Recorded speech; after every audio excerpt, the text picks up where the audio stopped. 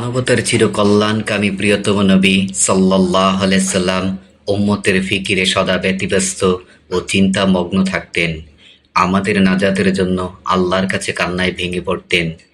আব্দুল্লাহ বিন আমর ইবনুল আস রাদিয়াল্লাহু তাআলা আনহু সূত্রে বর্ণিত, একবার রাসূল করিম সাল্লাল্লাহু আলাইহি সাল্লাম ইব্রাহিম আলাইহিসসালাতু ওয়াসসালামের উক্তি সম্বলিত এই আয়াতটি তেলাওয়াত করলেন।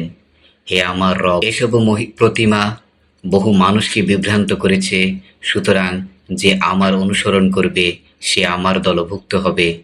আর সে আয়াত পড়লেন যেখানে আছে, ঈসা বললেন, হে আমার রব, যদি আপনি তাদের শাস্তি দেন তবে তারা তো আপনারই বান্দা, আর যদি তাদের ক্ষমা করেন তবে নিশ্চয়ই আপনার ক্ষমতাও পরিপূর্ণ ও হিকমতপূর্ণ।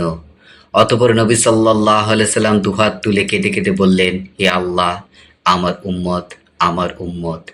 তখন আল্লাহ তাআলা বললেন, হে জিবরাইল, মুহাম্মদকে গিয়ে জিজ্ঞেস করো তিনি কেন কাঁদছেন, যদিও তোমার রবই ভালো জানেন। অতঃপর জিবরাইল আলাইহিসসালাতু ওয়াসসালাম নবী সাল্লাল্লাহু আলাইহি সাল্লামের কাছে এসে তা জিজ্ঞেস করলেন।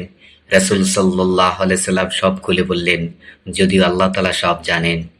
অতঃপর আল্লাহ তাআলা বললেন, হে জিবরাইল, মুহাম্মদকে গিয়ে বলো, আমি অচিরেই আপনার উম্মতের ব্যাপারে আপনাকে সন্তুষ্ট করব, ব্যথিত করব না। সহিহ মুসলিম, হাদিস নাম্বার 202।